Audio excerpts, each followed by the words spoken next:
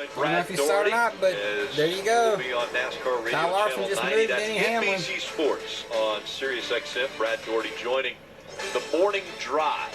So he will talk about this short track racing, and we just saw the 11 and the 5 of Kyle Larson, and I think it took 330 laps before we saw that. Yeah, Kyle on newer tires, and just telling Denny, you know, you're not going to be the guy that slows me up. He said before the race he was going to race him different, and that's what that was. Didn't wreck him or anything. Just, hey, I got new tires, rolling through here, not going to let you slow me up, moving out of the way, off he goes. And I'm not sure you saw no reaction out of Hamlin, because I think he was like, yep, yeah, I don't think he's shocked at that. Into the race. This was fighting for the lead, and up into the wall went the 5 of Larson. Denny Hamlin went on to win the race, and after the race, that was at caution. This is when the 5 got into the door of the 11, showing displeasure. But after the race, Kyle Larson said, I'm going to have to race him different. We just saw it. He went, put the bumper to him, said, hey, I'm going by. Now listen, I am one of, I feel like, the few that was okay with what the 11 did. And I am totally fine with what Kyle Larson just did, right? Like, everything has repercussions. And that's Kyle Larson saying, okay, man, you know, like you said, Jeff, he didn't wreck him, but he definitely didn't waste any time. And I'm okay if he does it the next time, right? One was for a win, and one was 3/4 of the race through Richmond. I think you're going to see a bunch of that. You put him in a position to have to lift or not. Oh, that's good. I like that. You should make a T-shirt. Yes, we've heard that comment before. Now, Denny might say, or might come back, he's 2 laps down to me, and he put a bumper to the back of him. If he's smart, he won't say that. I mean, you can't, like, at some point you have to just say, okay, and just keep on racing. I mean, maybe I'm looking at it wrong, but I don't think he's in a position to complain about how he's being raced. Hamlin still in that 3rd position, 8.7 seconds back, and one of the fastest cars on the track. Just a matter of time. Can he reel in Chris Buescher? Of course, stops still coming for Buescher, Reddick, Hamlin, Priest. They are all on a 2-stop strategy in this final stage. Yeah, Buescher's rolling right along. He's, you know, still the fastest car on the racetrack, or at least as good as anybody. And but his teammate, the 6 right here, back on pit road, Dylan. Yeah, that's right. Brad just was reporting the last few laps. We just lost grip, so they've had that all day long, even on the longer runs, but lost it here on this run. So brought Brad in just to make some last-minute adjustments and change tires. Joey Logano in as well. He was reporting he just kept getting freer on his run. That's the Cup Series trophy in the background. Trix Jr. unlapping himself. We just saw the 19 go by. Dylan. So here's Ryan Priest continuing his good run as well. Hasn't said much on this stint, but as we said, their forward drive has been their strong suit today, and that's what Priest is going to need more of here. Bubba Wallace also backsliding, just losing the balance in the rear of the race car in his Toyota. 4 tires and fuel for Bubba. Dick. 63 laps to go. Kevin Harvick needing 4 tires.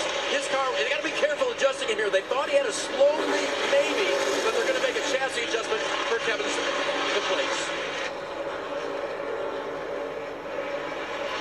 Kyle Busch coming down pit road. He told Randall Burnett a moment ago, we're going to fall like a rock here. We need much more rear grip off the corner. Denny Hamlin also on pit road. So, Steve, this is, I think, earlier than everybody thought they would come here with, what is it, 62 laps to go in the race. Yeah, this is a little earlier than I thought where they were going to come. This is going to play right into the 19's hand. You see Tyler Reddick on pit road. He had a big moment trying to get to pit road, and pit road is very full. Yeah, and so far, no word on the radio, but I believe they got on pit road cleanly, even though it was a bit of a big moment for Tyler Reddick, who said, the car's not bad, I just can't run the bottom like everybody else. Chris Buescher comes in leading in front of you, Dylan. That's right, and he has been really happy with his race car on this run. Don't see any chassis adjustments, but Buescher has been pleased with the race car. Just going to have to keep it out front here to keep the clean air. To get by Mark Truex Jr., he takes the lead now, has a 3-second lead over Truex running in the 2nd spot. Yeah, much like the first run of this stage, the 19 just does not have the long run speed like we saw in stage 2. I don't know what was magic about that run he had where he kind of plateaued off, but he is losing grip versus the other guys he's racing. Now we see the 11 of Hamlin near the 5 again. This looks like a little bit calmer situation. Yeah. right behind him, though, 41 of Ryan Preece. You know, he kind of got shoved through the box, got put long early, loss of track position. But this 41 car has really done a nice job all day long. It's hard to believe. Preece doesn't have a top 10 all year. So, I mean, this is an impressive run inside the top 5. You know, you think about the start of the year at the Coliseum, they were really bad. I thought he had a shot to win that race. And everybody's like, yeah, man, Ryan Preece, he's coming into the circuit, going to have a lot of success. And it's just been a struggle, been way more difficult than he or anyone thought it was going to be. This is what we thought we would see more of. But can he add his name to this list? Well, if he does, it's going to be bittersweet for Brad Keselowski. Of course, he's going to be excited for the driver that he employs as an owner of RFK. But remember, we pointed it out, there have been no yellows, and before this green flag cycle, it was Brad Keselowski who was controlling this race. Now, Chris Buescher was right on his rear bumper, but now Brad Keselowski is in the 6th position, 14 seconds behind his teammate. So, you know, this one's going to sting a little bit. I think he's going to go back to, you know, short track for Buescher as we are starting to see him shine on this discipline. Brad led a lot of laps that night as well as he did today when the 17 car last went to victory lane.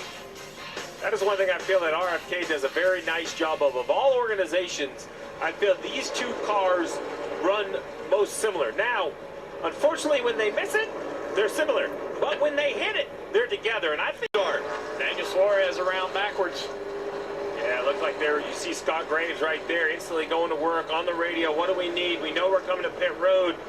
Daniel Suarez has got turned around. There was a little bit of contact in the left rear. Changes everything right here. So and like now, you say, it's going to put this in the hands of the crews on pit road. Noah Gregson and Suarez contact into turn 3. Suarez goes around the big smoke screen, and the caution has come out. Okay, Steve, now you have so much pressure on these crews. The crews have to have a perfect stop. It's going to be a 4-tire stop for everybody. Everybody's going to pit. Everybody's going to take 4 tires. You're going to have a perfect stop, or at least a solid stop, right? You can't go so fast you make a mistake. But, you know, this is what they train for, is these moments right here. Everybody who's a lap down, I think, will take the wave round, so this is going to put a lot of cars back in the lead lap. Those guys, they come. Dylan. Only thing the leader Chris Buescher asked for was a touch of center turn to the 17 middle of your screen. They'll make an air pressure adjustment. Ryan Preece said he lost drive at the end, but fired off good. That's the important thing for the 41, Marty. Dylan, we'll see if Denny Hamlin's pit crew can make up any of that gap coming to pit road. He said, I just need more help turning the center, but I cannot be any looser off the corner. The 17 and 41 already coming by pit road. In fact, the 17's already gone by. Denny Hamlin comes in second. Looks like they'll come out second as well.